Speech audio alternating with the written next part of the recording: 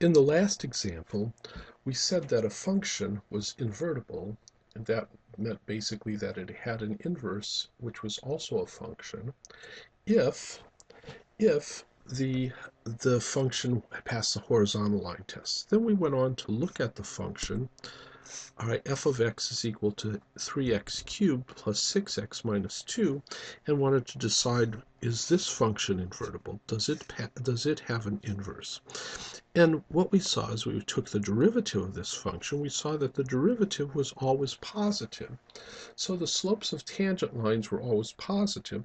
So the derivative had to pass the horizontal line test. If the derivative is always positive or always negative, all right, the function has to be invertible because basically the function cannot go up and come back down, which would cause it to fail the horizontal line test. And here's a graph of this function.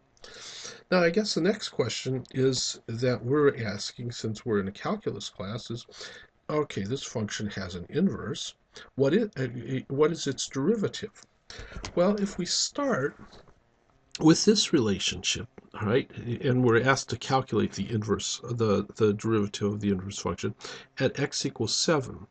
Now note, I want to, in this note, that if I evaluate the function at 1, I'd get 3 times 1 cubed plus 6 times 1 minus 2, and that's, of course, 3 plus 6 minus 2, that's 7. So 1, 7, the point 1, 7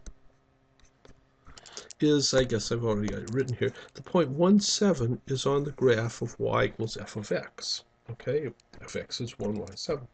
Well, let's think about this as y equals f of x. That would be y is equal to 3x to the third plus 6x minus 2. This is f. Well, then f inverse is going to be the relationship we get. It's going to be a function because we saw that the function was invertible. If we interchange the x's and y's, so if we interchange the x's and y's, we'd have x is equal to 3y cubed plus 6y minus 2. Now note, if x is equal to 1, y is equal to 7 satisfies this relationship,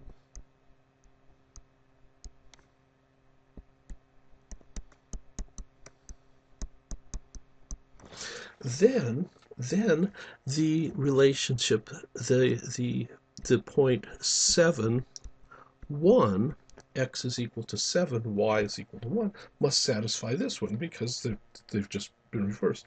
And so now let's calculate the derivative of this. We'll do implicit differentiation, and this would be the relationship y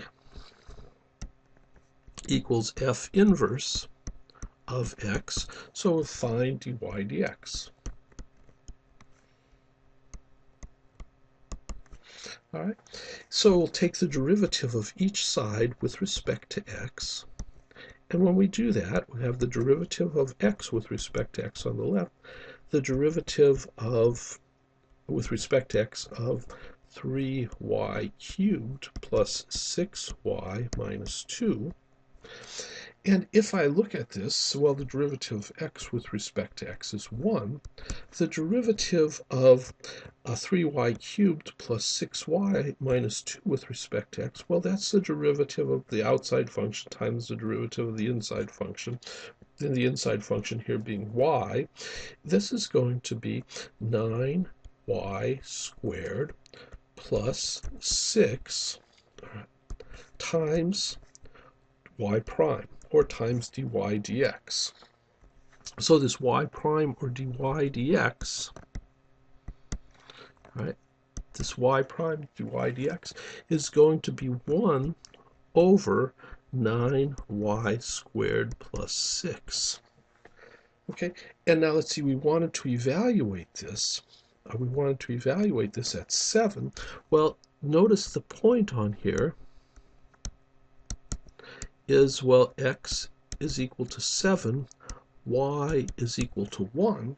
So evaluating this at x equals 7, y equals 1 gives us 1 over 9 times y. Well, y is 1 squared plus 6. That would be 1 over 15.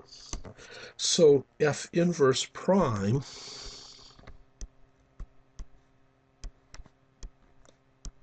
evaluated at 7 is going to be 1 over 15. All right, now think about what we did to find that. All right, we made sure that this function had an inverse.